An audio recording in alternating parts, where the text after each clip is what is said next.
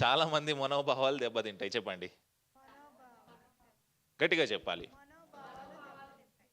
మనోభావాలంటే ఏంటి? మనోభావాలంటే ఏంటి? ఫ్రాన్సిస్, మనోభావాలంటే ఏంటి? తెలీదు. చాలామంది ఈగోస్ హట్ అవ్వచ్చు, చాలామంది మనసులు గాయపడవచ్చు, చాలామంది మనోభావాలు దెబ్బ తినొచ్చు. దెబ్బ తిన్నప్పటికీ ఏదైతే సత్యవాక్యం ఉందో అది మాత్రమే. అంటే ఎవరు మనోభావాలు దెబ్బతింటాయంటే బయట వాళ్ళే కాదు, మనోళ్ళయే, మన క్రైస్తవులవే. ఇంకా బాగా చెప్పాలంటే మేము మంచి బిల్ట్ క్రైస్తవులం అని చెప్తారు కదా, మేము పుట్టుక క్రైస్తవులము, మేము మోకాళ్ళేసి ప్రార్థన చేస్తే 4 రోజులు కూడా లెగము అని చెప్తారు కదా, అట్లాంటి వాళ్ళ మనోభావాలు దెబ్బతింటాయి. దెబ్బతిన్నప్పటికీ మనం మాట్లాడుకుందాం. 15వ అధ్యాయం 1వ వచనంలోకి వద్దాం. కొందరు యూదాయి నుండి వచ్చి కొందరు యూదయ నుండి వచ్చి మీరు మోషే నియమించిన ఆచారం చొప్పున సున్నతి పొందితేనే గాని రక్షణ పొందలేరని సహోదరులకు బోధించిరి. పౌలునకును బర్నబాకును వారితో విశేష వివాదమును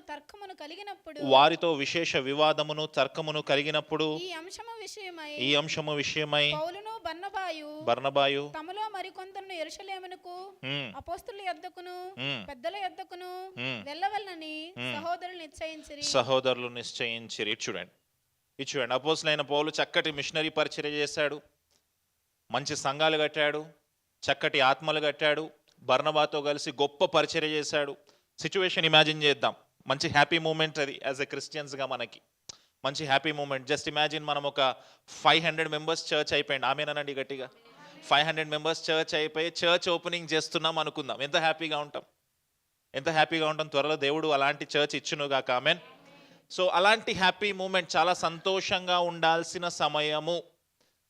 అంటే పైకి నవ్వుతూ ఉండాల్సిన సమయం మాత్రమే కాదు, ఆత్మీయంగా వీఆర్ వెరీ సాటిస్ఫైడ్, చాలా సాటిస్ఫైడ్గా ఉండాల్సిన సమయము, ఆత్మీయంగా సంతోషంగా ఉండాల్సిన సమయము.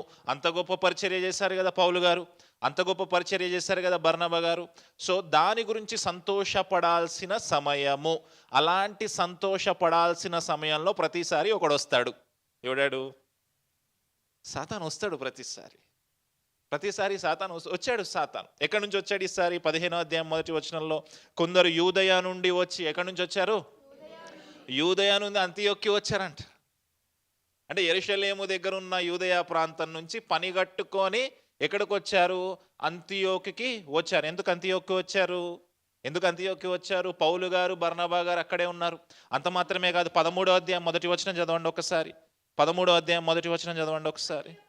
అంతియోక్యలో ఉన్న ఏముంది? అంతియోక్యలో ఏముంది? గట్టిగా చెప్పాలి. సంఘం ఉంది, చర్చ్ ఉంది అక్కడ. అంతియోక్యలో చర్చ్ ఎస్టాబ్లిష్ అయింది. ఆ చర్చ్ దగ్గరికి వాళ్ళు వచ్చారు. ఆ చర్చ్ కట్టింది ఎవరు? అపోస్తులు. ఆ చర్చ్ నిలబెట్టింది ఎవరు? పౌలు బర్నబా లాంటి గొప్ప గొప్ప అపోస్తులు, పెద్ద పెద్దలు. ఈ యూదయ ప్రాంతం నుంచి వచ్చిన వాళ్ళకి చర్చ్ ఉందా? చర్చ్ లేదు. జాగ్రత్తగా వినండి, ఈరోజు క్రైస్తవ సమాజంలో జరుగుతూ ఉన్నది ఇదే. కష్టపడి ఒక సేవకుడు సంఘాన్ని నిలబెడతాడు, కష్టపడి ఒక సేవకుడు సంఘాన్ని కడతాడు, కష్టపడి ఒక సేవకుడు తన శ్రమనంతటిని అనుభవించి మోకాళ్ళ ప్రార్థనతోటి ఎన్నో శ్రమల గుండా వెళ్ళి కొన్ని ఆత్మలను కట్టుకుంటాడు. కానీ సంఘము లేని పనికి మాలిన వెధవకుడు వస్తాడు. ముందే చెప్పాను, మనోభావాలు దెబ్బతింటాయని. నాకేమి ఇబ్బంది లేదు. కష్టపడి సేవకుడు సంఘం కడతాడు, సంఘం నిలబెడతాడు. ఎంత కష్టమో, ఒక ఆత్మని కట్టడం ఎంత కష్టమో సేవకుడిగా నాకు తెలుసు. ఎన్నెన్ని ఆలోచనలు ఉంటాయి, ఎన్నెన్ని పరిస్థితులు ఉంటాయి, ఎన్ని డిఫరెంట్ యాంగిల్స్లో ఒక్కొక్క విశ్వాస ఆలోచిస్తాడు. అందరినీ తీసుకొచ్చి ఒక చోట కూర్చోబెట్టాలి, చాలా కష్టతరమైన పని. కష్టపడి సేవకుడు సంఘాన్ని కడతాడు. కానీ ఎవడొస్తాడంట? సంఘము లేని వ్యక్తి ఒక వ్యక్తి వస్తాడు, పని పాట లేని వ్యక్తి ఒక వ్యక్తి వస్తాడు. దేనికోసం వస్తాడు? సంఘాన్ని పాడు చేయడానికి వస్తాడు. వస్తున్నారా? చూస్తున్నారా? సోషల్ మీడియాలో చూస్తున్నారా? సంఘము లేని వ్యక్తులు, సంఘము ఏర్పాటు చేసిన వ్యక్తి దగ్గరకు వచ్చి ఆ సంఘాన్ని పాడు చేయాలని చూస్తూ ఉంటాడు, సంఘములో చొరబడాలని చూస్తూ ఉంటాడు. అట్లానే కొంతమంది యూదయ ప్రాంతం నుంచి అంతియోకియలో ఉన్న సంఘానికి వచ్చారంట. వాళ్ళు కష్టపడలే, వాళ్ళ ఆత్మలు కట్టలేదు, వాళ్ళకు మోకాల ప్రార్థన అనుభవం లేదు, సంఘము కట్టలేదు, సంఘ పరిచర్య ఏంటో తెలియదు, పాస్టర్ పరిచర్య ఏంటో తెలియదు, ఏమీ తెలియదు, ఏ కష్టమూ తెలియదు. ఏం తెలుసయ్యా అంటే నోరేసుకొని విమర్శ చేయడం తెలుసు. నోరేసుకొని విమర్శ చేయడము తెలుసు. ఎవరిని విమర్శ చేస్తున్నారు? కష్టపడి సంఘము ఒక మెట్టు కట్టుకున్న సేవకుడు కోసం విమర్శ చేసేవాళ్ళు, ఆ సంఘము కోసము విమర్శ చేసేవాళ్ళు ఉన్నారు. యూదయ ప్రాంతం నుంచి పని కట్టుకొని వచ్చారంట. ఎక్కడి నుంచి వచ్చారు? యూదయ ప్రాంతం నుంచి పని కట్టుకొని వచ్చారు. వచ్చి ఈ సౌండ్ పెంచండి ఒకసారి, వాల్యూమ్ పెంచండి. యూదయ ప్రాంతం నుంచి పని కట్టుకొని వచ్చి సంఘములో ఒక కొత్త విషయాన్ని పట్టుకొని వస్తూ ఉన్నారు. సంఘములో ఒక కొత్త విషయాన్ని పట్టుకొని వస్తూ ఉన్నారు. ఏంటి ఆ విషయము? మీరు మోషే నియమించిన ఆచారము చొప్పున సున్నతి పొందితే గాని రక్షణ పొందలేరని సహోదరులకు బోధించిరి. ఏం చేయాలంట? మీరు మోషే నియమించిన ఆచారము చొప్పున సున్నతి పొందితే గాని రక్షణ పొందలేరని సహోదరులకు బోధించిరి. అపోస్తుల కార్యములు 13వ అధ్యాయం 39వ వచనం. 13వ అధ్యాయం 39వ వచనం. మీరు మోషే ధర్మశాస్త్రము వలన ఏ విషయములో నీతిమంతులుగా తీర్చబడలేకపోతిరో ఆ విషయములన్నిటిలో విశ్వసించు ప్రతివాడును ఈయన వలనే. పౌలు గారు చెప్పిన మొదటి ప్రసంగం. పౌలు గారు ఏం చెప్పారు? ధర్మశాస్త్రము వల్ల మీరు నీతిమంతులుగా తీర్చబడలేరు. అంటే ధర్మశాస్త్రము వలన మీకు రక్షణ రాదు. మొదటి ప్రసంగం చెప్పాడు, అద్భుతంగా బోధించాడు, చాలా మందిని క్రైస్తవ మతంలోకి తీసుకొచ్చాడు, అనేక ప్రాంతాలకు వెళ్ళి అక్కడికి కూడా వెళ్ళి ఇదే బోధించాడు, చక్కగా చాలా మందిని తీసుకొచ్చాడు. యూదులేమో సున్నతి పొందుతారు, యూదులు కాని వాళ్ళేమో సున్నతి పొందరు. యూదులు సున్నతి పొందుతారు, యూదులు కానివారు సున్నతి పొందరు. ఎందుకు సున్నతి దేవుడు పాత నిబంధనలో పెట్టాడంటే ఆయన తన ప్రజలను సపరేట్ చేయడం కోసం, ఏర్పాటు చేయడం కోసం పెట్టుండొచ్చు. కానీ క్రీస్తు వచ్చిన తర్వాత సమస్తము గతించిపోయాను, సమస్తము పాతవి గతించిపోయాను, సమస్తము నూతన. ప్రతి ఒక్కటి కొత్తదయింది, ప్రతి ఒక్కటి కొత్తదిగా మారింది. మన పాత స్థితి ఏదో ఉండొచ్చు, ఆ పాత స్థితిలో నువ్వు మోక్షం కోసం అక్కడికి ఇక్కడికి పరిగెత్తుండొచ్చు, కానీ నువ్వు ఇక్కడ అలా పరిగెత్తాల్సిన అవసరం లేదు. నువ్వు అదేదో మేళాకి వెళ్ళి అక్కడ నీళ్ళల్లో మునగాలేమో, కానీ పౌలు గారు ఏమంటాడు తెలుసా? నువ్వు అన్నీ చేయాల్సిన పని లేదయ్యా, నువ్వు రా, విశ్వసిస్తే నీకు రక్షణ కలుగుతుంది అంటున్నాడు. నువ్వు ఆచారాలేమి పాటించక్కర్లేదు అంటున్నాడు. చక్కటి సువార్త చేసి చక్కగా వాళ్ళందరినీ క్రైస్తవ మతంలోకి తీసుకొస్తే కొందరు బయలుదేరారంట. ఎవరు? సంఘము లేని వాళ్ళు, ఆత్మలను కట్టలేని వాళ్ళు, భారము లేని వాళ్ళు. వాళ్ళు వచ్చి ఇప్పుడు ఏం చెప్తున్నారు? 15వ వచనంలో మోషే నియమించిన ఆచారము చొప్పున. దేని చొప్పున? మోషే నియమించిన ఆచారం చొప్పున ఏం చేయాలంట? మీకు పౌలు ప్రసంగం చెప్పాడు, జాగ్రత్తగా వినండి. ఇప్పుడు వీళ్ళు అన్యులు అనుకోండి, కొంతమంది వచ్చారు యూదయ నుంచి, వచ్చి ఏం చెప్తారు తెలుసా? మీకు పౌలు ప్రసంగం చెప్పాడు, మీరేమీ ఎగరొద్దు, మీకు రక్షణ వచ్చేసిందని మీరు అనుకోవద్దు, మీరేం చేయాలి? ఇంకో పని ఉంది, మీరు చేయాల్సింది ఏంటది? సున్నతి పొందితేనే మీకు రక్షణ అని చెప్తున్నారు. పౌలు గారు చెప్పాడా వాళ్ళకి? పౌలు గారు మొదటి ప్రసంగంలో సున్నతి గురించి ఎక్కడన్నా మాట్లాడా? మాట్లాడలేదు. కానీ ఒక కొత్త బోధ, ఒక కొత్త బోధ. ఎన్ని ఆజ్ఞలు ఇచ్చాడు పాత నిబంధన గ్రంథంలో? మోషే ద్వారా ఎన్ని ఆజ్ఞలు ఇచ్చాడు? 10 కదా. శాస్త్రులు పరిసయ్యులు 613 ఆజ్ఞలు తీసుకొచ్చారంట. ఎన్ని? 248 పాజిటివ్ ఆజ్ఞలు, 365 నెగిటివ్ ఆజ్ఞలు. వాళ్ళు తీసుకొచ్చిన ఆజ్ఞలు తల్మూద్ అనే ఒక పుస్తకంలో వాళ్ళు రచించింది. ఓల్డ్ టెస్టమెంట్ స్క్రిప్చరల్ బుక్, వాళ్ళు చదివే బుక్లో ఓరల్ ధర్మశాస్త్రం అంటాం దాన్ని, ఓరల్ లా అని అంటాం మనము. అందులో షబ్బాతు ఆచరించడం కోసం 24 అధ్యాయాలు రాశారంట. ఏంటి? ఏం ఆచరించడం కోసం? షబ్బాత్ ఆచరించ, అంటే సండే చర్చికి ఎలా వెళ్ళాలి అనే దాని మీద 24 పుస్తకాలు. మీరు ఎట్లా వెళ్తారు సండే?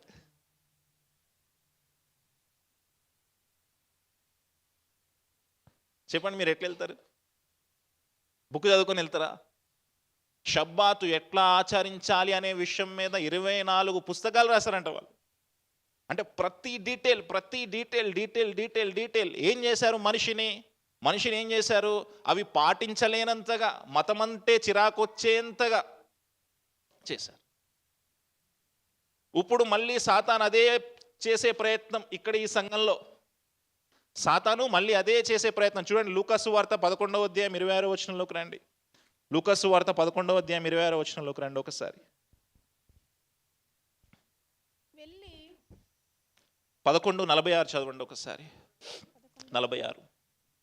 ఆయన అయ్యో ధర్మశాస్త్రోపదేశకులారా, మోయ శక్యము కాని బరువులను మీరు మనుషుల మీద మోపుదురు గాని మీరు ఒక వేలుతోనైనను జాగ్రత్త ఇటు చూడండి ఒకసారి, స్క్రీన్ మీద చూడండి. ధర్మశాస్త్రోపదేశకులారా అంటే ధర్మశాస్త్రాన్ని బోధించే వారులారా అంటే పాస్టర్స్ని అంటున్నాడు అనుకుందాం. ఏమన్నా తెలుసా? మీరు మోయ శక్యము కాని బరువులను మనుషుల మీద మోపుతారు. అంటే నేను ఒక 100 కిలోలు బరువు తీసుకెళ్ళి ఎవరి మీద పెడతా? ఫ్రాన్సిస్ మీద పెడతా. కానీ మీరు ఒక వేలితోనైనా బరువులను ముట్టరు. ఫ్రాన్సిస్ పాపం ఆ బరువు మోయటానికి కష్టపడుతున్నాడు. నేను చిటికెన వేలుతో కూడా ఇట్లా కూడా మోయానంట. అంటే బరువులన్నీ ఎవరికి? ఆచారాలన్నీ ఎవరికి? రూల్స్ అన్నీ ఎవరికి? చూడండి, యూదయ ప్రాంతం నుంచి వచ్చి మీరు సున్నతి పొందితే గాని మీరు క్రైస్తవులు కాలేరు అని కొత్త బోధన చెప్తా ఉన్నారు. చాలా మంది సంఘాల్లోకి వస్తూ ఉన్నారు ఈ మధ్య. ఒక తమ్ముడు చెప్తా ఉన్నాడు, ఏలూరు దగ్గర వస్తున్నారంట, వాట్సాప్ గ్రూపులు తయారు చేస్తున్నారంట. మీరు ఎంతమంది వాట్సాప్ గ్రూపులు చేయొద్దండి, ఒకసారి చేయొద్దండి, మంచిగా చేయొత్తాలి, అబద్ధం చెప్పొద్దు. నేను చూశాను మీ ఫోన్లో. నేను వాట్సాప్ గ్రూపులు ఎవరెవరు ఉన్నారు వెంటనే ఎగ్జిట్ అయిపోండి. కొన్ని వాట్సాప్ గ్రూప్స్లో జాయిన్ చేస్తున్నారంట. జాయిన్ చేసి కొత్త బోధలు, తల్లి అనే బోధ, తల్లి బోధ అంట, ఆకాశము అనే బోధ అంట, కొత్త భూమి కొత్త ఆకాశం అనే బోధ అంట. కొత్త బోధలను తీసుకొచ్చి మీ పాస్టర్ని క్వశ్చన్ అడగండి, ఆన్సర్ చెప్తాడేమో చూడండి అని రెచ్చగొడుతున్నారంట.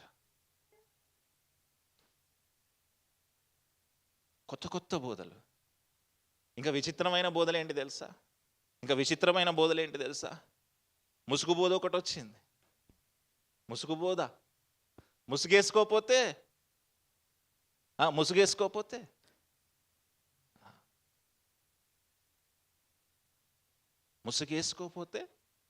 నేను మణిపూర్ మిషన్ ట్రిప్ వెళ్ళినప్పుడు కొన్ని ఫొటోస్ చూపిస్తాను చూడండి.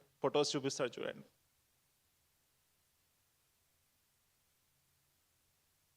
చూడండి, ఉన్నానా? నేను ఉన్నానా? అమ్మాయిలు ఉన్నారా లేదా? ముసుగేసుకున్నారా? ఇప్పుడు ఏం చేద్దాం వాళ్ళని ఏం చేద్దాం అంటున్నాం. నెక్స్ట్ ఫోటోకి వెళ్ళండి ఒకసారి. ముసుగేసుకున్నారా? ఏం చేద్దాం వాళ్ళని? ఏదో ఒకటి చేయాలి కదా వాళ్ళని. మోషే ధర్మశాస్త్రము ప్రకారం, ఈ వాక్యము ప్రకారం ఏదైనా చేయాలి కదా వాళ్ళని. ఆడెవడో ఒక గుండి కొట్టాడు కదా అమ్మాయిలకి, ముసుగేసుకొని అమ్మాయిలకి. నెక్స్ట్ చూడండి.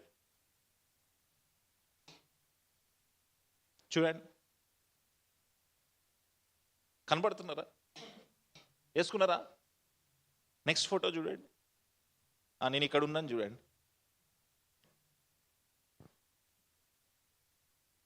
వేసుకున్నారా? మరి ఎందుకు మోయ శక్యము కాని బరువులను ఎందుకు పెడుతున్నారు? జాగ్రత్త వినాలి. ముసుగేసుకోవాలి, తెల్ల చొక్కా వేసుకోవాలి. ఇక చాలా ఉంటాయి. చెప్తారా? ఇంకా చాలా ఉంటాయి. ఆ ముసుగు అనేది వాళ్ళ కల్చర్లో ఏదో, కొరింథీ పత్రికలు ఏదో చెప్పుండొచ్చు పౌలు గారు, వాళ్ళ కల్చర్కి ఏదో చెప్పుండొచ్చు. నీకు నచ్చిందా నువ్వు పాటించు, నీకు నచ్చకపోతే మానే. వేరే వాళ్ళ మీద మోయ శక్యము కాని బరువులను ఎందుకు వేస్తూ ఉన్నావు? ఇక్కడ కూడా చూడండి, సున్నతి అనే ఒక కొత్త బోధన తీసుకొస్తా ఉన్నారు.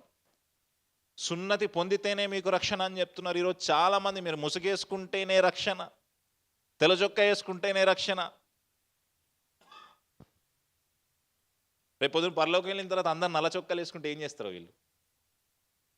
రేపు పరలోకం వెళ్ళిన తర్వాత ఇలాంటి చెల్లెళ్ళు అందరూ ముసుగు లేకుండా ఉంటే ఏమైపోతారు? ఆత్మహత్య చేసుకుంటారేమో వాళ్ళు అక్కడే. దేవుడు మాట్లాడుతూ ఉన్నాడు. దేవుడు మనతో మాట్లాడుతాను. మోషే నియమించిన ఆచారాల వైపు మీరు మొగ్గు చూపడానికి వీలు లేదు. ఆచారములు మిమ్మల్ని కిందకి తీసుకెళ్తాయి, కానీ ఆచారములు ఏ విషయంలో మిమ్మల్ని పైకి లేపలేవు. జాగ్రత్తగా వినండి. దేవుని కృపను బట్టి చర్చ్లో అలాంటి మూఢాచారాలు ఏమీ లేవు. హల్లెలూయా, గట్టిగా చెప్పాలి. మీరు ముసుగేసుకున్న చర్చ్లోకి వెళ్ళవడు, ముసుగు లేకపోయినా చర్చ్లోకి వెళ్ళవడు. మీరు చక్కగా ఇక్కడ నుండి వాక్యం చెప్పవచ్చు, చక్కగా ఇక్కడ నుండి పాటలు కూడా పాడవచ్చు, ఏమి ఇబ్బంది లేదు. ఎవరైనా మిమ్మల్ని అలాంటి క్వశ్చన్ చేస్తే వాడిని పట్టుకొని నా దగ్గర తీసుకున్నాండి, మనం మాట్లాడదాం కూర్చోబెట్టి. అర్థమైందా? Very good. ఏం జరిగింది చూద్దాం. ఇప్పుడు వాళ్ళిద్దరి మధ్య ఎవరైతే ఈ బోధన తీసుకొని వచ్చి ఆ సంఘంలో బోధిస్తూ ఉన్నారో, పౌలు గారికి బర్నబా గారికి కోపం వచ్చి వాళ్ళ మధ్య విశేషమైన వివాదము, తర్కము కలిగిన డిబేట్ జరిగిందంట. గొప్ప డిబేట్ జరిగింది వాళ్ళ మధ్య.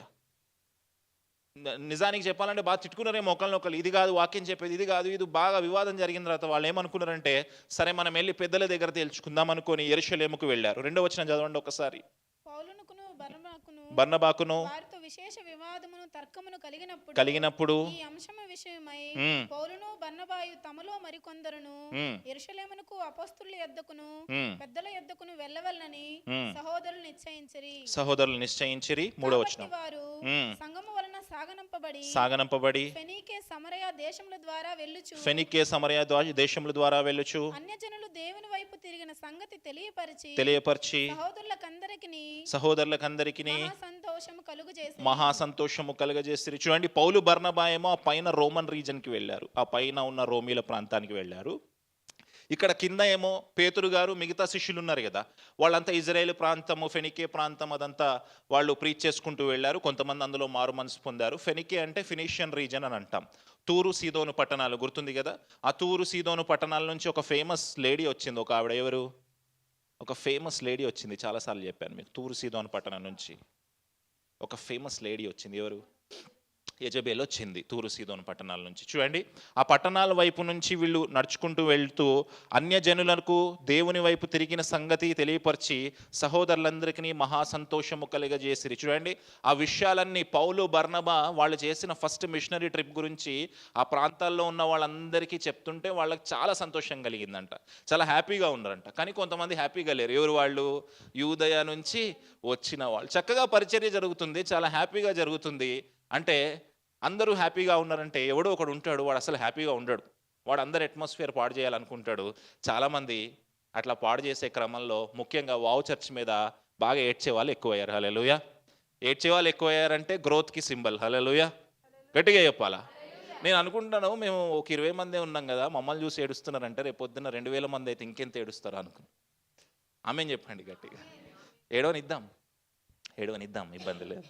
Very good. 3వ వచనం, 4వ వచనం చదువుదాం. వారు యెరూషలేమునకు రాగా సంఘపు వారును పెద్దలను వారిని చేర్చుకునిరి. దేవుడు తమకు తోడై ఉండి చేసినవన్నీ వారు వివరించిరి. పరిసయ్యుల తెగలో విశ్వాసులైన కొందరు లేచి అన్యజనులకు సున్నతి చేయింపవలననియు మోషే ధర్మశాస్త్రమును గైకొనుడని వారికి ఆజ్ఞాపింపవలననియు చెప్పిరి. Very good. అక్కడికి వచ్చారు. పౌలు బర్నబా గారు చక్కగా జరిగిన విషయాలన్నీ చెప్పారు. ఇంతలోపు పరిసయ్యుల్లోంచి కొంతమంది లేచారు. లేచి ఏమంటా ఉన్నారు? సున్నతి కంపల్సరీ అని చెప్తా ఉన్నారు. సున్నతి కంపల్సరీ అని చెప్తా ఉన్నారు. పౌలు గారు బర్నబా గారు అన్యజనుల దగ్గరికి వెళ్ళి సువార్త చెప్పి ధర్మశాస్త్రము వల్ల నీతి మంతులుగా ఎంచబడలేము, కానీ యేసుక్రీస్తు రక్తము చేత కడగబడితే మీరు రక్షణ పొందుతారు అనే విషయాన్ని చెప్తున్నారు. అలా చెప్పినా మాకు ప్రాబ్లం ఏమీ లేదు, కానీ సున్నతి మాత్రం కంపల్సరీ చెయ్యాలి అనే విషయాన్ని తీసుకొస్తా ఉన్నారు. అంటే ఏంటి? అన్యజనులు సున్నతి పొందలేరు అనే విషయం వాళ్ళకి తెలుసు. అన్యజనులు సున్నతి పొందలేరు అనే విషయం వాళ్ళకి తెలుసు. సాధారణంగా సున్నతి అనే విషయం చిన్నగా ఉన్నప్పుడే జరుగుతుంది. ముస్లింలలో జరుగుతుంది. కూడి వచ్చిరి బహుతర్కము జరిగిన తర్వాత పేతురు లేచి వారితో ఇట్లా నేను బహుతర్కము జరిగిందంట. ఈ 2 గ్రూప్స్కి బాగా డిబేట్ జరిగింది. డిబేట్ జరగంగానే ఒక హీరో పైకి లేచాడు. ఎవరైనా? ఎప్పుడు కనిపించాడు లాస్ట్ టైం మనకి? పేతురు. గుర్తుందా? పేతురు గారు లాస్ట్ టైం ఎప్పుడు కనిపించారు మనకి? కొర్నేలి ఇంటి దగ్గర కనిపించాడు. గుర్తుందా? కొర్నేలి గారు ఎవరు? అన్యజనుడే కదా. ఇప్పుడు పేతురు గారిని లెక్క ప్రకారము లేదా ఆ ఎదుట ఉన్న పరిచయుల లెక్క ప్రకారం కొర్నేలి కూడా సున్నతి పొందాలి కదా. ఇప్పుడు పేతురు ఎవరి సైడ్ తీసుకొని ఉంటాడు? పౌల్ సైడ్ తీసుకొని ఉంటాడా, లేదా సున్నతి బ్యాచ్ వైపు సైడ్ తీసుకొని ఉంటాడా? ఏం చేశాడు చూద్దాం. పేతురు గారు 7వ వచనం. సహోదరులారా, ఆరంభమందు అన్యజనులు నా నోట సువార్త వాక్యము విని విశ్వసించులాగున మీలో నన్ను గుర్తు చేస్తున్నాడు ఆయన. కొర్నేలి ఇంటిలో ప్రార్థన చేసినప్పుడు వాళ్ళ మీదకి పరిశుద్ధాత్మ వచ్చింది కదా, ఎలాంటి సున్నతి లేకుండానే పరిశుద్ధాత్మ దేవుడు వాళ్ళ మీదకి వచ్చాడు కదా. ఇప్పుడు మీరెందుకు కొత్త వాదాన్ని బయటకు తీస్తున్నారు? నేను అన్యజనుల దగ్గరికి వెళ్ళినప్పుడు ఈ పని జరిగింది కదా. బహుశా పౌలు గారు, బర్నబా గారు సువార్తకి వెళ్ళినప్పుడు అన్యజనుల్లో కూడా రక్షణ కార్యం జరిగిందేమో. ఎందుకు కొత్త బోధన తీసుకొస్తున్నారు? ఎందుకు ఇవి చెయ్యాలి అని చెప్తున్నారు? చూడండి, ముందుకు చూడండి. వారి హృదయములను విశ్వాసము వలన పవిత్రపరచి మనకును వారికి ఏ భేదమైనను కనుపరచలేదు. మనకును వారికి ఏ భేదమైనను కనుపరచలేదు. వీళ్ళకి వాళ్ళకి ఏదో భేదం ఉందంట. ఇది చూడండి, పేతురు గారు దేని గుర్తు చేస్తున్నాడు తెలుసా? మనకి వాళ్ళకి కొన్ని భేదాలు ఉన్నాయి, కానీ పరిశుద్ధాత్మ దేవుడు వాళ్ళని పవిత్రపరచడం వల్ల వాళ్ళకి మనకి ఏ భేదం లేదయ్యా అనే విషయాన్ని గుర్తు చేస్తూ ఉన్నాడు. పేతురు గారికి ఒక దర్శనం వచ్చింది, గుర్తుందా? ఏంటా దర్శనము? ఆకాశం నుంచి ఒక గిన్నె కిందకు వచ్చి ఆ గిన్నెలో చాలా రకాల జంతువులు ఉన్నాయి కదా, చతుష్పాద జంతువులు ఉన్నాయి కదా. పేతురు గారు ఏమన్నాడు అప్పుడు? తిను అంటే ఏమన్నాడు పేతురు గారు? నేను తినను అన్నాడు. చూడండి, అపోస్తల కార్యములు 10వ అధ్యాయం 28వ వచనం. 10:28. అప్పుడు అతడు అన్యజాతి వానితో సహవాసము చేయుటైనను అట్టి వానిని ముట్టుకొనుటైనను యూదునికి ధర్మము కాదని మీకు తెలియను. అయితే ఏ మనుష్యుడును నిషేధింపదగిన వాడైనను అపవిత్రుడైనను చెప్పకూడదని దేవుడు నాకు చూపించి ఉన్నాడు. అది మ్యాటర్. వాళ్ళకి మాకు భేదాలు ఉన్నాయి, మాట కరెక్టే, ఆ మాట వాస్తవమే.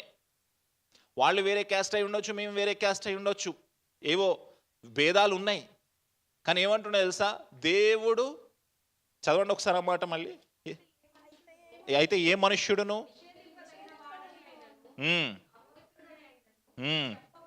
చెప్పకూడదని ఎవరు చూపించారు ఆ మాట? దేవుడు అందరినీ పవిత్రపరిచాడు తన రక్తము చేత. హల్లెలూయా. ఎవరును ఇది అపవిత్రము అని చెప్పడానికి వీలు లేదు, అది ఎవరైనా సరే. చూడండి, సంఘములో విభజన ఎంత నీట్గా జరుగుతుంది చూడండి. సంఘములో విభజన ఎంత నీట్గా జరుగుతుంది చూడండి. మనుషులు ఎప్పటికప్పుడు విడిపోతూ ఉంటారు. ఇందాక అక్క చెప్పింది కదా, చక్కగా ఉన్న ఐక్య ఇజ్రాయేలు రాజ్యము సొలొమోను పిల్లల వల్ల ఏం జరిగింది? రెండుగా మనుషులకి ఎప్పుడు విడిపోవడం ఇష్టము. ముఖ్యంగా భారతదేశంలో మతము ఆధారంగా విడిపోతారు, కులము ఆధారంగా విడిపోతారు. కులాల్లో కూడా చాలా సబ్ క్యాస్ట్లు ఉంటాయి, వాటి ఆధారంగా విడిపోతారు. కొంతమంది ఆహారము ఆధారంగా విడిపోతారు. కొంతమంది డబ్బున్న వాళ్ళు, కొంతమంది డబ్బు లేని వాళ్ళు అట్లా విడిపోతారు. కొంతమంది గవర్నమెంట్ జాబ్స్, కొంతమంది ప్రైవేట్ జాబ్స్, అట్లా విడిపోతారు. మనుషుల్లో ఎప్పుడు ఆ డివిజన్ ఉంటుంది. ఆ డివిజన్ ఎవరు తీసుకొని రావాలనుకుంటాడు అంటే సాతానే తీసుకొని రావాలనుకుంటాడు. ఏమి ఉపయోగించి తీసుకొని రావాలనుకుంటాడు? 15వ అధ్యాయం 1వ వచనం చూడండి. మోషే నియమించిన ఆచారము చొప్పున దేని తీసుకొస్తున్నాడు? ధర్మశాస్త్రాన్ని తీసుకొస్తున్నాడు. అంటే దేన్ని తీసుకొస్తున్నాడు? ఇదే. ఈరోజు సంఘాలు ఎందుకు విడిపోతున్నాయి సంఘాలు, వేరు సంఘాలు? ఇదే, దీన్ని తీసుకొచ్చే. సల్మాన్ నా మీదేదో కోపం ఉంటుంది, చెప్తుందా బయటికి? చెప్పదు బయటికి. మంచిగా చాయ్ కాడ్డ దగ్గర కలుసుకుంటుంది సల్మా, బ్యాచ్ని వేసుకొని. బైబిల్ వాక్యం తీసి ఓకే అన్న ఇట్లున్నాడు కదా, మనం వేరే బ్యాచ్ పెట్టుకుందామని ఇప్పుడు బయటకు వెళ్ళి సంఘం పెడుతుంది. హల్లెలూయా. చెప్పరా? పెట్టవచ్చేమో, పెట్టాలని నేను కూడా కోరుకుంటా ఉన్నాను. ఆమెన్. గట్టిగా ఆమెన్ చెప్దామా? చెప్పండి, ఏం కాదు, ఆమెన్ చెప్పండి. విడిపోయి కాదు, సంఘంలోంచి వెళ్ళి. ఈ వాక్యాన్ని బట్టే విభేదములు, మోషే నియమించిన ధర్మశాస్త్రమును బట్టే విభేదములు. ఈరోజు ముసుగు గురించి మాట్లాడే వాళ్ళు దీన్నే పట్టుకొస్తారు, కొత్తదేం లేదు. తెల్ల చొక్కా గురించి మాట్లాడే వాళ్ళు దీన్నే పట్టుకొస్తారు. చూడండి, ఎప్పుడు అసలు వైట్ అయ్యని వాడిని నేనే వైట్ వేయడం మొదలుపెట్టా. చూడండి, అట్లుంటుంది బ్రెయిన్ వాషింగ్. కానీ దేవుడు ఏమంటున్నాడో తెలుసా? మోషే నియమించిన ధర్మశాస్త్రము వలన నీవు నీతిమంతుడుగా ఎంచబడలేవు, కానీ క్రీస్తుని విశ్వాసము ద్వారా మాత్రమే, క్రీస్తునందు విశ్వాసము ద్వారా మాత్రమే నీవు జీవించుదవు.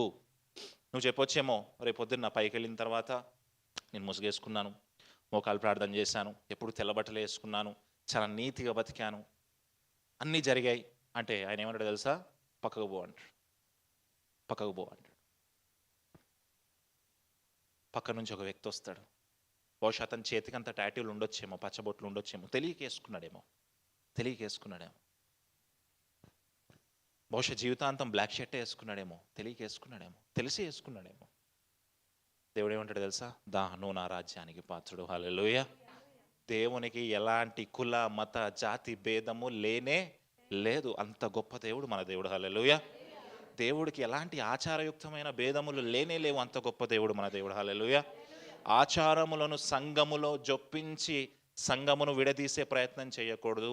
ఆ రోజు కూడా సాతాను ఇక్కడ సంఘాన్ని విడదీయాలనుకున్నాడు. ఇంకా విచిత్రమైన విషయం ఏంటి తెలుసా? ఇక్కడ సమస్య ఆగిపోతుంది.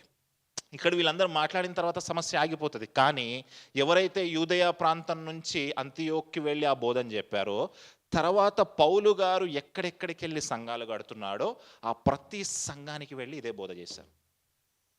అంటే ఏంటి అర్థము? ఇలాంటి పనికి మాలిన వాళ్ళు ఉంటారు. పనికి మాలిన వాళ్ళు ప్రతి చోట ఉంటారు. పని పాట లేని వాళ్ళు ప్రతి చోట ఉంటారు. ఆ రోజు సంఘము కట్టిన పౌలు ఏ రూట్లో ట్రావెల్ చేస్తున్నారో కూడా తెలుసుకున్నారంట.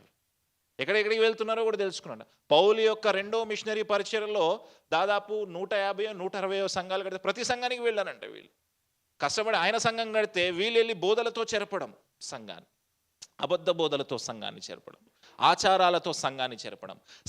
మీరెందుకు దేవుని పేతురు గారు చెప్తా ఉన్నాడు చూడండి ఈ పాట. మన పితరులైనను మనమైనను ఆ కాడిని మనం కూడా మోయలేకపోయాం కదా. ఇటు చూడండి, ఆ ధర్మశాస్త్రపు కాడిని మనం కూడా మోయలేకపోయాం కదా. మన పితరులు కూడా మోయలేకపోయారు కదా. మీకు గుర్తుందా? మోషే కొండ మీదకి వెళ్తే కింద ఏం తయారు చేసుకున్నారు వీళ్ళు? మోయలేకపోయారు వాళ్ళు.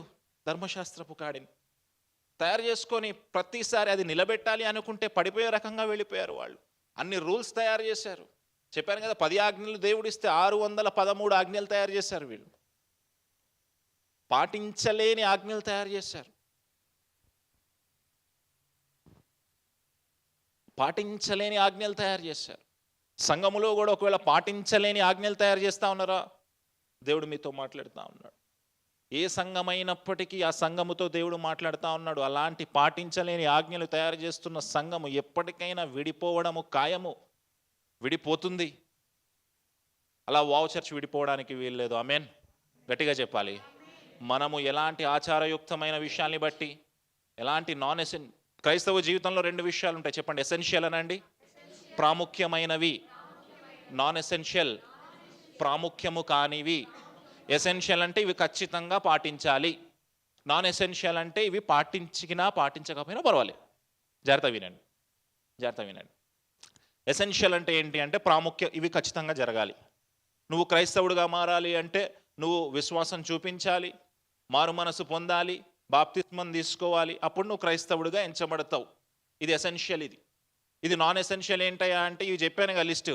సున్నతి పొందాలి, ముసుగేసుకోవాలి, తెల్ల చొక్కా వేసుకోవాలి, దశంభాగాలు తీయాలి ఖచ్చితంగా. ఇవన్నీ నాన్ ఎసెన్షియల్ థింగ్స్. ఇవి నువ్వు పాటించకపోయినా పర్వాలేదు. పాటిస్తే దేవునికి స్తోత్రం, పాటించకపోయినా దేవునికి అధిక స్తోత్రం. హల్లెలూయా. చూడండి, ఇప్పుడు సంఘము దేని గురించి ఫైట్ చేస్తూ ఉంది? సంఘములో బోధలు దేని గురించి ఉన్నాయి? పాపము గురించా, మారు మనస్సు గురించా, రక్షణ గురించా? ఎప్పుడు చివరిసారి మీరు చూస్తూ ఉన్న యూట్యూబ్ ప్రసంగాల్లో పాస్టర్ గారు దీని గురించి చెప్పారు? ఎప్పుడు చివరిసారి దీని గురించి చెప్పారు? ఎప్పుడు దీని గురించే కదా. కొంచెం ఎక్కువ ముందుకెళ్ళి ఉమెన్స్ డే సెలబ్రేట్ చేస్తారు. ఉమెన్స్ డే రోజే ఆడోళ్ళ మీద జోకులు వేస్తారు, లేకి పాస్టర్లు చాలామంది ఉన్నారు. విచిత్రమైన విషయం ఏంటంటే లాస్ట్ వీక్ చెప్పాను మీకు, యూసీవీసీ అని ఒక ఛానల్ ఉంది, దరిద్రపు కొట్టు ఛానల్. అది లీగలిజం ఛానల్. అది చిన్నపిల్లల్ని ఆడుకోవద్దంటాడు. చిన్నపిల్లలు మన హరిబాబా ఆడుకుంటున్నాడు, ఆడుకోకుండా ప్రార్థన చేయమంటే చేస్తాడా? ఆయన వయసు అయిందా? ఆయన చేసేది ఏంది? చిన్నపిల్లలు ఆడుకోవడం మహాపాపం అంటాడు. ఎవరో ఒక ఆమె జీన్స్ వేసుకుంది. నీకెందుకు ఆ జీన్స్ వేసుకుంటే? జీన్స్ వేసుకోవడం నీకెందుకు? చూడండి, మొయ్య శక్యము కాని బరువులను మోపుతారు వాళ్ళ మీద. అమెరికా దేశంలో వాళ్ళకున్న వాతావరణం ప్రకారం జీన్స్లు వేసుకుంటారు, ఏం వేసుకుంటారు వాళ్ళ ఇష్టం, మనకెందుకు అది? పరలోకి వెళ్ళిన తర్వాత దేవుడు అడుగుతాడు, నువ్వు జీన్స్ వేసుకున్నావు నువ్వు రాకంటాడా? హ్యారీ నువ్వు ఆడుకున్నావు నువ్వు రాకంటాడా? ఎంతమంది క్రిస్టియన్ స్పోర్ట్స్ మెన్స్ ఉన్నారు, ఎంత గొప్పగా దేవుని స్తుతించారు. బాక్సర్ ఉంటాడు కదా ఒక ఆయన, ఫ్లాయిడ్ మేవెదర్, ఆయన పేరేంటి? మేవెదర్ అనుకుంటా కదా ఆయన పేరు, ఫ్లాయిడ్ మేవెదర్. చక్కటి క్రిస్టియన్, ఎంత గొప్పగా విశ్వాసాన్ని కనబరుస్తాడు తెలుసా. తను వేసుకొచ్చిన ఆ బాక్సింగ్ డ్రెస్ మీద కూడా దేవుని వాక్యం పెట్టుకొని వస్తాడు, మోకాళ్ళ ప్రార్థన చేస్తాడంట. తను గొప్ప బాక్సర్, కొన్ని వేల కోట్ల రూపాయల డబ్బు ఉంది, ఆస్తులు ఉన్నాయి, చక్కగా దేవుని కనపరచాడు, ఎన్నో సంఘాలు కట్టించాడు. ఇలాంటి వాడు వెళ్ళి నువ్వు ఆడుకోవద్దని చెప్తే నిలబడేవాడా క్రీస్తు కోసం? ఒలింపిక్స్లో ఎంతమంది క్రైస్తవులు నిలబడుతున్నారు? నువ్వు ఆడుకోవద్దు, జీన్స్ ప్యాంట్ వేసుకోవద్దు, ముసుగేసుకోవాలి, నూనె రాసుకొని జిడ్డు ముఖం వేసుకొని రావాలి. సంఘంలో ఇవే జరుగుతున్నాయి, సంఘంలో ఇవే జరుగుతున్నాయి. అనవసరమైన విషయం చెప్పాను కదా, ఎసెన్షియల్ నాన్ ఎసెన్షియల్. సంఘములో ఈ నాన్ ఎసెన్షియల్ థింగ్స్ మీద పోరాటాలు ఎక్కువయ్యి ఎక్కువగా సంఘాలు విడిపోతున్నాయి. ఎవరన్నా ఒక అన్యులు క్రైస్తవులు కాని వాళ్ళు విశ్వాసంలోకి రావాలి అంటే భయపడే పరిస్థితి. చాలామంది సేవకుల యొక్క భార్యలు చక్కటి గిఫ్ట్ కలిగి ఉంటారు, వాక్యం చెప్పే గిఫ్ట్. మీలో కూడా చాలామంది చక్కగా మాట్లాడే గిఫ్ట్ ఉంది.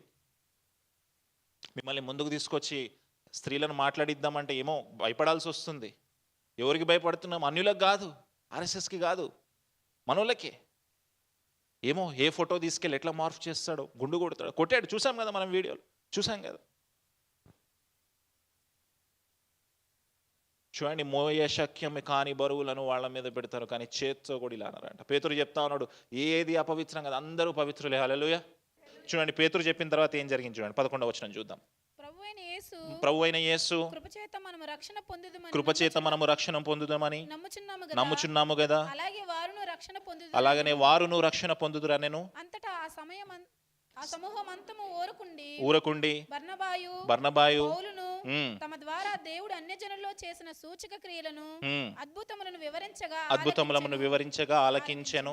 వారు చాలించిన తరువాత యాకోబు ఇట్లనెను. చూడండి, పేతురు లేచి విషయాన్ని ఎక్స్ప్లెయిన్ చేశాడు.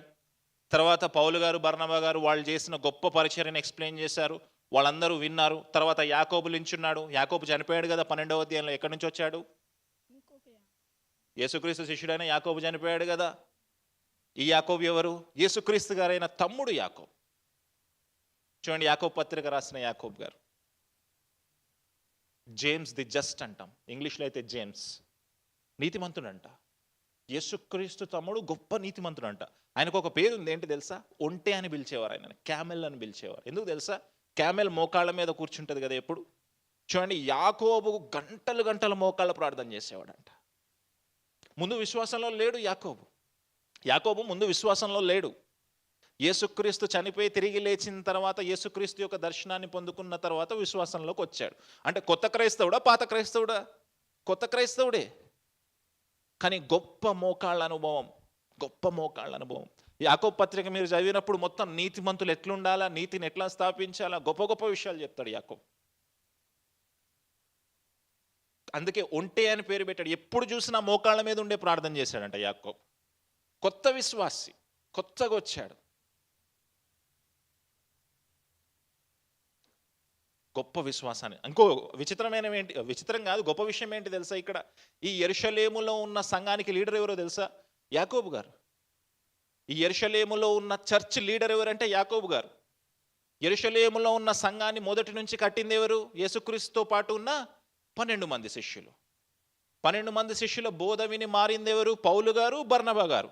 అంత గొప్ప వాళ్ళందరూ అక్కడుంటే తర్వాత పరిచర్యలోకి వచ్చిన యాకోబు లీడర్ అయ్యాడంట. హల్లెలూయా. చూడండి, లీడర్ అవ్వడానికి నువ్వేమీ గొప్ప పనులు చేయాల్సిన అవసరం లేదు. నీ కమిట్మెంట్ చూపిస్తే చాలు.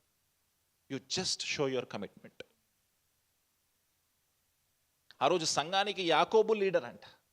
ఈయన ఏం పరిచర్య చేశాడు, ఏమేం చేశాడు ఇక్కడ ఎక్కడ రాయబడలేదేమో, కానీ ఆయన లీడర్గా ఉన్నాడు ఆ సంఘానికి. ముందుకు వెళ్దాం. చూడండి, యాకోబు లేచి వాళ్ళతో మాట్లాడుతాడు. ఏమని మాట్లాడు చూద్దాం. తరువాత యాకోబు ఇట్లనెను, ఎట్లా నేను సహోదరులారా నా మాట ఆలకించుడి. అన్యజనుల్లో నుండి దేవుడు తన నామము కొరకు ఒక జనము ఏర్పరచుకొనుటకు వారిని ఎలాగూ మొదట కటాక్షించెనో సుమయోను వివరించి ఉన్నాడు. చూడండి, యాకోబు లేచి ఏమంటున్నాడు, అన్యజనుల విషయంలో దేవుని ప్రణాళిక ఏముందో దాన్ని సుమయోను వివరించాడు అన్నాడు.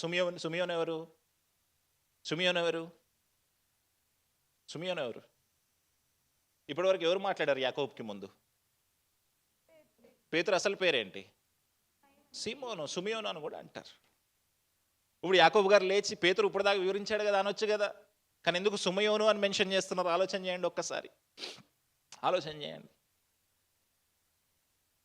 మీకు చెప్పాను ఇంతకుముందు ఎందుకు సుమయోను సీమోను అని మెన్షన్ చేస్తున్నాడు. సీమోను అనేది హీబ్రూ పేరు అని చెప్పాను కదా, షీమోను అని చెప్పాను కదా.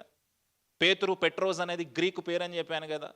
చూడండి, హెబ్రీయులు ఉన్నప్పుడు, యూదులు ఉన్నప్పుడు అతను సుమయోనుగానే పరిచయం అందరికీ. అన్యజనుల ప్రాంతానికి వెళ్ళినప్పుడు అతడు పేతురుగా పరిచయం. ఇక్కడ ఉన్న క్రౌడ్ అంతా ఎవరు? యూదులు. వాళ్లే కదా ఫైట్ చేస్తున్నారు సున్నతి కోసం.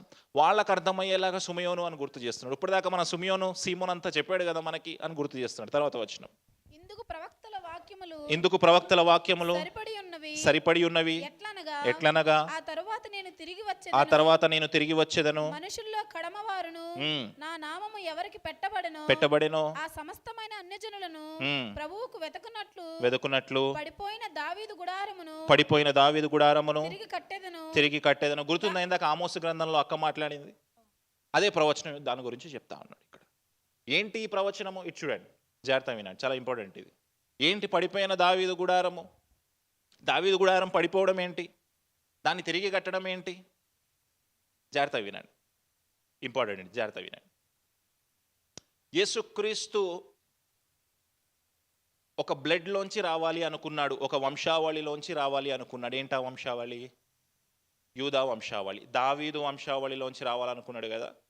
కానీ దేవుడు ఏమంటున్నాడంటే ఇక్కడ దావీదు వంశావళి పడిపోయిందంట. దావీదు వంశావళి పడిపోవడం అంటే ఏంటయ్యా అంటే, ఎప్పుడైతే ఇజ్రాయేలు ప్రజలు బబులోను చెరలోకి వెళ్ళిపోయారో, లేదా బబులోను చెరలోకి వెళ్ళే సమయంలో ఏం జరిగిందంటే, యెకోనియా అనే రాజు, దావీదు వంశావళిలో వచ్చిన యెకోనియా అనే రాజు ఏం చేశాడంటే, దేవుని మాట వినకుండా దేవుణ్ణి తిరస్కరించాడు.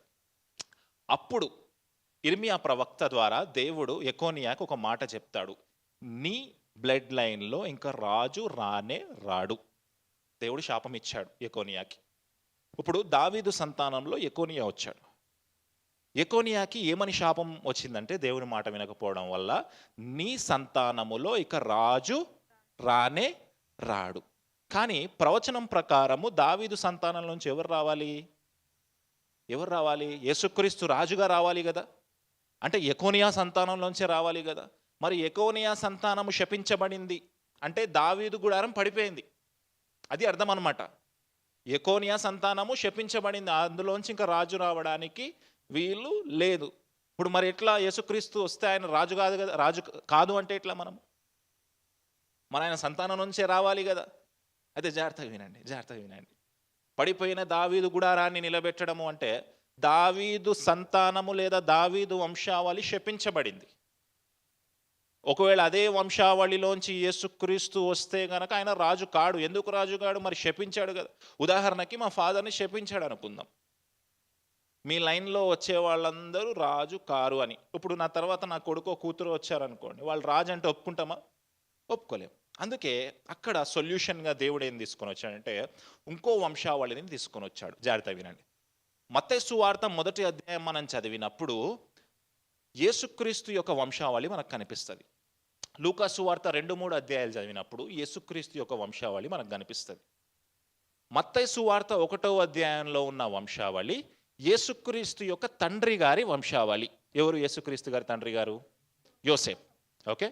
లూకా సువార్తలో మనకి కనిపిస్తా ఉన్న వంశావళి యేసుక్రీస్తు గారి తల్లి వంశావళి. ఇదేమో తండ్రి వంశావళి, ఇదేమో తల్లి వంశావళి. ఈ తండ్రి వంశావళిలోంచి వచ్చిన వాడే ఆ యెకోనియా తర్వాత వచ్చిందే యోసేపు. ఆ లైన్లోనే ఎకోనియా ఉన్నాడు. దావీదు, సొలొమోను, ఎకోనియా అలాగా. ఓకే, ఇప్పుడు ఈ లైన్ శపించబడింది. ఇందులోంచి యేసుక్రీస్తు రావడానికి వీల్లేదు. అందుకే దేవుడు ఏం చేస్తున్నాడంటే ఈ లైన్లోంచి ఇంకో లైన్ గీస్తున్నాడు. దాన్ని తీసుకొచ్చి మరియమ్మ గారికి కలిపి ఆ మరియమ్మ గారిలోంచి యేసుక్రీస్తుని తీసుకొని వచ్చాడు. ఉదాహరణకి సొలొమోను వంశావళుల మీద మీకు టాపిక్ తీసుకున్నప్పుడు ఇంకా బాగా ఎక్స్ప్లెయిన్ చేసే ప్రయత్నం చేస్తాను. ఇప్పుడైతే కన్ఫ్యూజింగ్గా ఉంటుంది. ఇప్పుడు మీరు అర్థం చేసుకోవాల్సింది ఏంటి అంటే ఒక లైన్ శపించబడింది, ఇంకో లైన్ని దేవుడు ఏర్పాటు చేసుకున్నాడు. హల్లెలూయా. మీకు వంశావళుల గురించి చెప్పినప్పుడు ఒక్కొక్క విషయాన్ని ఎక్స్ప్లెయిన్ చేస్తాను. వంశావళుల గురించి ఎప్పుడైనా చదివారా? మత్తయి సువార్త 1వ అధ్యాయంలోకి రండి ఒకసారి. మత్తయి సువార్త 1వ అధ్యాయంలోకి రండి. చాలా బోరింగ్ ఉంటాయి కదా వంశావళులు, ఉంటాయా? 2వ వచనం నుంచి చదవండి. అబ్రహాం ఇస్సాకును కనెను, ఇస్సాకు యాకోబును కనెను, యాకోబు యూదాను అతని అన్నదమ్ములు కనెను, యూదా తామారునందు పెరేసును కనెను, కనెను. ఇది చూడండి, కనెను చివరి వరకు కనెను. వంశావళులు చదువుతుంటే మస్తు బోరు కొడుతుంది మనకి, కానీ అద్భుతమైన సబ్జెక్ట్, ఎక్సలెంట్ సబ్జెక్ట్ అది. అంటే ఏ వంశావళి నుంచి ఎవరెవరు వచ్చారు, దేవుడు వాళ్ళని ఎట్లా ఏర్పాటు చేసుకున్నాడు, వాడుకున్నాడు. గుర్తుందో మత్తయి సువార్త మనం ధ్యానం చేసేటప్పుడు ఆదిత్య ఎన్క్లేవ్లో మనం చెప్పుకున్నాం. అద్భుతమైన టాపిక్ అది, మనకు బోరు కొట్టొచ్చు కాక, కానీ చాలా బాగుంటుంది అది. సో ఆ వంశావళిని పడిపోయిన దావీదు గుడారాన్ని లేపి నిలబెడతానన్నాడు. ఇక్కడ అపోస్తుల కార్యములు 15వ అధ్యాయంలో ఆ ప్రవచనం గురించి మళ్ళీ గుర్తు చేస్తూ ఉన్నాడు. ఎందుకు లేపి నిలబెడతా అన్నాడు అంటే అన్యజనుల కోసం, అన్యజనులను కూడా పవిత్రపరచడం కోసం, ఎలాంటి భేదాలు లేకుండా అందరినీ పవిత్రపరచడం కోసం. ముందుకు వెళ్దాం, 18వ వచనంలోకి వద్దాం. ఈ సంగతులు తెలియపరిచిన ప్రభు సెలవిచ్చుచున్నాడు అని వ్రాయబడి ఉన్నది. కాబట్టి అన్ని జనుల్లో నుండి దేవుని వైపు తిరుగుచున్న వారిని మనము కష్టపెట్టక విగ్రహ సంబంధమైన అపవిత్రతను జారత్వమును గొంతు పిసికి చంపిన దానిని రక్తమును విసర్జించుటకు వారికి పత్రిక వ్రాసి పంపవలనని నా అభిప్రాయం. Very good. యాకోబు లేచాడు. లేచిన తర్వాత ఈ నాన్ ఎసెన్షియల్ థింగ్స్ గురించి మీరు ఫైట్ చేసుకోవద్దు. వాళ్ళకి మనకి కొన్ని మేజర్ ఇష్యూస్ ఉన్నాయి కదా. ఉదాహరణకి విగ్రహారాధన. అయ్యా మీరు విగ్రహారాధన చేయకండి, ఓకే. గొంతు పిసికి చంపొద్దు. మట్కా లేదా జట్కా అంటాం, గొంతు పిసికి చంపుతారనమాట. యూదులు ఏం చేస్తారంటే హలాల్ చేసి తింటారు. సో అలాంటివి పాటించండి. ఇంకొకటి ఏం చెప్పాడు, రక్తం తినొద్దు అని చెప్పాడు. విసర్జించుటకు వారికి పత్రిక వ్రాసి పంపవాలని నా అభిప్రాయము. యాకోబు ఒక సొల్యూషన్ తోటి ఒక పత్రిక రాశాడు. ఆ పత్రిక రాసి పౌలుతోటి తిరిగి పంపించాలనుకున్నాడు. 21వ వచనం చూద్దాం. ఏలయనగా సమాజ మందిరములో ప్రతి విశ్రాంతి దినమున మోషే లేఖనములు చదువుట వలన మునుపటి తరముల నుండి అతని నియమమును ప్రకటించువారు ప్రతి పట్టణంలో ఉన్నారని చెప్పెను. 22వ వచనం. అప్పుడు సహోదరులలో ముఖ్యులైన బర్సబ్బా అను మారు పేరు గల యూదాను శీలను తమలో ఏర్పరచుకొని పౌలుతోను బర్నబాతోను అంతియొకయుకు పంపుట యుక్తమని అపోస్తలులకు పెద్దలకును సంఘమంతటికి తోచెను. వీరు వ్రాసి వారి చేత పంపినదేమనగా అపోస్తలును పెద్దలైన సహోదరులను అంతియొకలోను సిరియాలోను కిలికియాలోను నివసించుచు అన్యజనులుగా నుండిన సహోదరులకు శుభము. కొందరు మా యొద్ద నుండి వెళ్ళి తమ బోధ చేత మిమ్మల్ని కలవరపరిచి మీ మనస్సులను చెరుపుచున్నారని వింటిమి. వారికి మేము అధికారం ఇచ్చి ఉండలేదు కనుక మనుషులను ఏర్పరిచి మన ప్రభువైన యేసుక్రీస్తు పేరు కొరకు తమ్మును తాము అప్పగించుకున్న బర్నబా పౌలు అను మన ప్రియులతో కూడా మీ యొద్దకు పంపుట యుక్తమని మాకందరికి ఏకాభిప్రాయం కలిగెను. కాగా యూదాను శీలను పంపి ఉన్నాము. వారును నోటి మాటలతో ఈ సంగతులు మీకు తెలియజేతురు. విగ్రహములు కర్పించిన వాటిని, రక్తమును, గొంతు పిసికి చంపిన దానిని, జారత్వమును విసర్జింపవలెను. ఈ అవశ్యమైన వాటికంటే ఎక్కువైన భారమును మీ మీద మోపకూడదని పరిశుద్ధాత్మకును మాకును తోచెను. వీటికి దూరముగా ఉండుటకు జాగ్రత్త పడితిరా, అది మీకు మేలు, మీకు క్షేమము కలుగును గాక. Very good. చక్కగా సొల్యూషన్ ఇచ్చారు. ఇప్పుడు ఏం సొల్యూషన్ ఇచ్చారు? సున్నతి పొందాలన్నారా, సున్నతి పొందకూడదన్నారా? అవసరం లేదని చెప్పారు. చక్కగా ఒక ఇద్దరు వ్యక్తులను ఏర్పాటు చేశారు. బర్సబ్బా ఇంకా సీలా. సిల్వస్ అనొచ్చు, ఇంగ్లీష్లో అయితే సిల్వాయోస్ అని కూడా అనొచ్చు, గ్రీక్లో అయితే. వాళ్ళిద్దరిని పంపించి మేమే పంపించామని కన్ఫర్మేషన్గా మీ వెనకాల పంపిస్తున్నాము, వెళ్ళి విషయాన్ని చెప్పేసి రండి అన్నారు. అయితే చివరిలో ఒక మాట మాట్లాడుతాడు చూడండి. ఏ భారము మీ మీద మోపకూడదని పరిశుద్ధాత్మకును మాకును తోచిన. ఎవరెవరికి తోచిందంట? అంటే వాళ్ళు పంపించిన లెటర్ వాళ్ళ సొంత మాటలు పంపించారా? పరిశుద్ధాత్మ ప్రేరణ చేత పంపించారు. ఇక మీదట మీరు ఇట్లాంటి డిస్కషన్స్ పెట్టుకోవడానికి వీలు లేదు అని పంపించాడు. ఇలాంటి అనుభవాన్ని పౌలు గారు గుర్తు చేస్తూ ఎఫ్ఎస్సి పత్రికలో రాస్తారు చూడండి. ఎఫ్ఎస్సి పత్రిక 2వ అధ్యాయం 8-9 వచనాలు చూడండి ఫాస్ట్గా. 2వ అధ్యాయం 8-9 వచనాలు. ఇలాంటి అనుభవాన్ని గుర్తు చేస్తున్నాడు పౌలు గారు ఎఫెసీ సంఘములో. మీరు విశ్వాసము ద్వారా కృపచేతనే రక్షించబడి ఉన్నారు. ఇది మీ వలన కలిగినది కాదు, దేవుని వరమే. మీరు విశ్వాసము ద్వారా కృపచేత రక్షించబడి ఉన్నారు. మనము ఆయన వల్లనే రక్షించబడ్డాము. నువ్వు చేసిన క్రియ వల్ల కాదు. జాగ్రత్త వినండి. మనము ఏమి చేసినా సరే ఆయనను చేరుకోలేము. ఆయన మనల్ని చేరుకుంటే తప్ప. ఇందాక పాట పాడాం కదా, బంగారం అడగలేదు ఆ పాటలో. నే వెతికి రాలేనని మనం ఆయనని వెతుక్కుంటూ మనం వెళ్ళలేము. కాబట్టి ఆయనే మనల్ని వెతుక్కుంటూ వస్తాడు.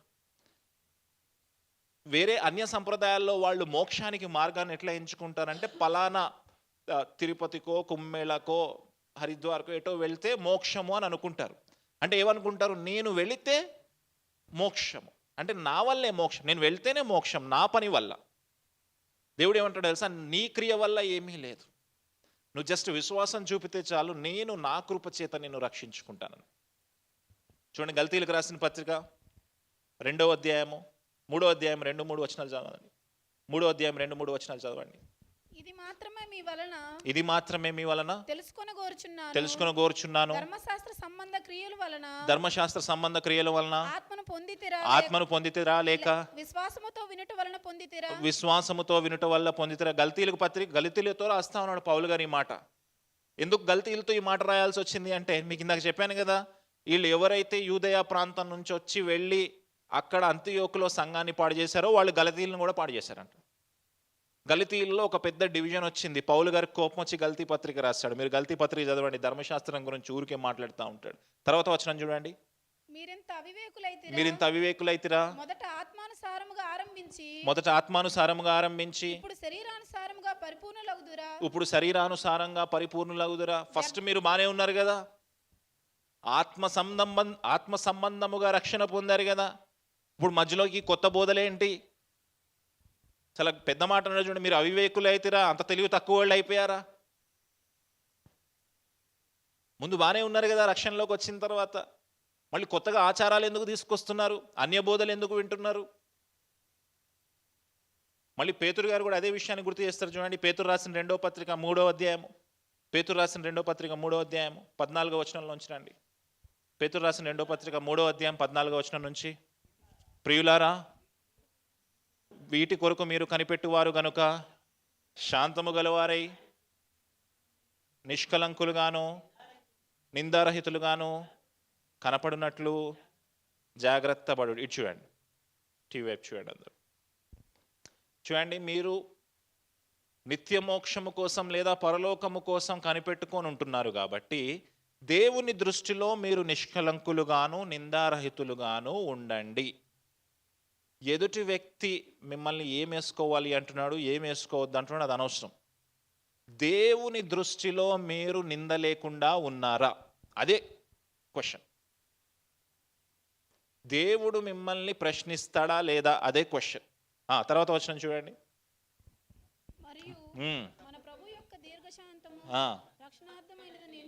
ఎంచుకొనుడి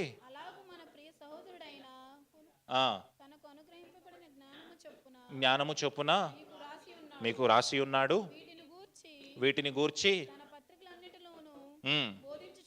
దేని గురించి? దేవుని యొక్క కృప గురించి, దేవుని యొక్క రక్షణ భాగ్యం గురించి తన పత్రికలన్నిటిలో చక్కగా బోధించాడు పౌలు గారు. పౌలు గారు ఎక్కడ కూడా ధర్మశాస్త్రము గురించి, ఆచారాల గురించి, మిగతా విషయాల గురించి బోధించలే. చక్కగా ఈ విషయాలన్నీ బోధించాడు. తర్వాత చూద్దాం. చూడండి, గ్రహించుటకు పౌలు గారు చెప్పిన కొన్ని విషయాలు గ్రహించడం కష్టమంట. ఎవరికి కష్టమో కూడా ఉంది చూడండి అక్కడ. వీటిని విద్యావిహీనులు అంటే ఎవరు? విద్యావిహీనులు అంటే ఎవరు? చదువు లేని వాళ్ళకి అర్థం అవడం కష్టం. తర్వాత అస్థిరులమైన వారంటే ఎవరు? స్థిరంగా ఒక చోటు ఉండలేని వాళ్ళు. స్థిరంగా వాళ్ళకు ఒక సంఘం ఉండదు. ఒక సంఘ నియమానికి కట్టుబడి ఉండరు. తర్వాత తక్కిన లేఖములను అపార్థము చేసినట్లు తమ స్వకీయ నాశనమునకు వాళ్ళు ఎవరైతే ఇలాంటి ఇక్కడ మనం అవివేకులు లేదా విద్యాహీనులు అనుకున్నాం కదా, అంటే చదువు లేని వాళ్ళకి అర్థం కాకపోవచ్చేమో అన్నాడు పేతురు గారు. ఇప్పుడు ప్రాబ్లం ఏంటంటే చదువుకున్న వాళ్ళకి కూడా అర్థం కావట్లేదు. చదువుకున్న వాళ్ళు అవివేకులు అయిపోయారు చాలామంది, చదువుకున్న వాళ్ళు విద్యావిహీనులు అయిపోయారు చాలామంది. తర్వాత ప్రియులారా, కనుక మీరు నీతి విరోధుల తప్పు బోధల వలన తొలగింపబడి మీకు కలిగిన స్థిర మనస్సును విడిచి పడిపోకుండా. దేని గురించి కాచుకోమంటున్నాడు? ఎక్కడి నుంచి కాచుకోమంటున్నాడు? ఇటు చూడండి, ఎక్కడి నుంచి కాచుకోమంటున్నాడు? నీతి విరోధుల తప్పు బోధల వలన. పేతురు గారు ఎందుకు గుర్తు చేస్తా ఉన్నాడు మళ్ళీ ఈ మాట? బహుశా పేతురు గారు వెళ్ళిన పరిచర్లో కూడా మొదలయ్యారేమో ఇదే బ్యాచ్. ఇది ఏ సంఘానికి అతీతము కాదు. తప్పుడు బోధల వలన పడిపోవడానికి వీలు లేదు. అనేక రకమైన తప్పుడు బోధలు. మోర్మోనిజం ఒక బోధ, కొత్త భూమి కొత్త ఆకాశం ఒక బోధ, ప్రకటన గ్రంథం మాత్రమే చెప్తారు వాళ్ళు. సౌత్ కొరియన్ బోధ ఒకటి వచ్చింది. సౌత్ కొరియన్ మిషనరీస్ తిరుగుతున్నారు.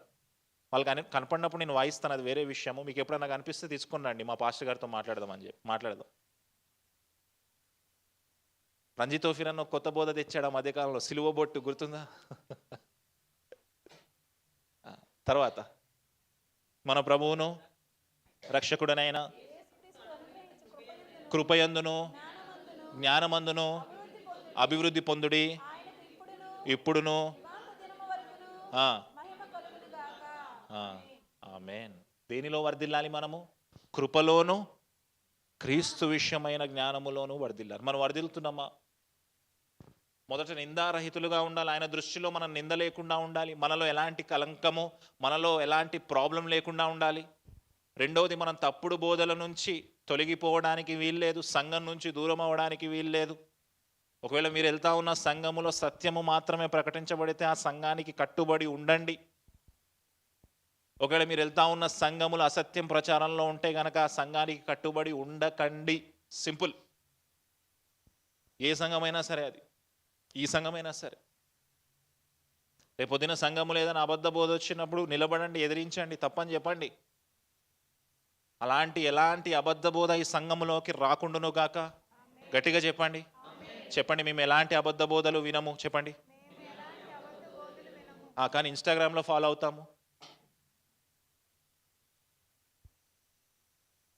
చాలాసార్లు చెప్పాను కదా, ఏదో ఒక సేవకుడు ఏదో అబద్ధ బోధ చేస్తూ ఉంటాడు, కిందకి వెళ్ళి చూడంగానే లైక్డ్ బై శ్రావణి పోకూరి అని ఉంటుంది. ఆ పక్కనే సాయి కృష్ణ పట్టెం అని ఉంటుంది. ఎవరు వీళ్ళు? మనోళ్ళే, మన చర్చ్ మెంబర్సే. కొన్ని చోట్ల ఫ్రాన్సిస్ కూడా కనిపిస్తాడు నాకు. ఫ్రాన్సిస్ గాడ్స్ చైల్డ్ నీదే కదా. కొంతమంది అకౌంట్లు లేని వాళ్ళు దొరకట్లేదు అనుకోవద్దు, చూస్తూ ఉంటా నేను మిమ్మల్ని, దొరుకుతారు ఎప్పుడప్పుడు. అబద్ధ బోధల వైపు తిరగొద్దు. అబద్ధ బోధ మిమ్మల్ని పాడు చేస్తుంది. అబద్ధ బోధ సంఘాన్ని పాడు చేస్తుంది. అబద్ధ బోధ మీ విశ్వాస జీవితాన్ని పాడు చేస్తుంది. అబద్ధ బోధ మీ ఆత్మీయ జీవితాన్ని పాడు చేస్తుంది. అబద్ధ బోధ మిమ్మల్ని క్రీస్తు నుంచి దూరంగా చేస్తుంది. అబద్ధ బోధ మిమ్మల్ని క్రీస్తు నుంచి దూరంగా చేస్తుంది. జాగ్రత్తగా ఉండాలి అబద్ధ బోధల విషయంలో. చెప్పండి, జాగ్రత్తగా ఉంటాము. గట్టిగా చెప్పాలి, గుండెల మీద చేసుకొని చెప్పండి. దేని విషయంలో జాగ్రత్తగా ఉంటారు? అబద్ధ బోధల విషయంలో మేము జాగ్రత్తగా ఉంటాము.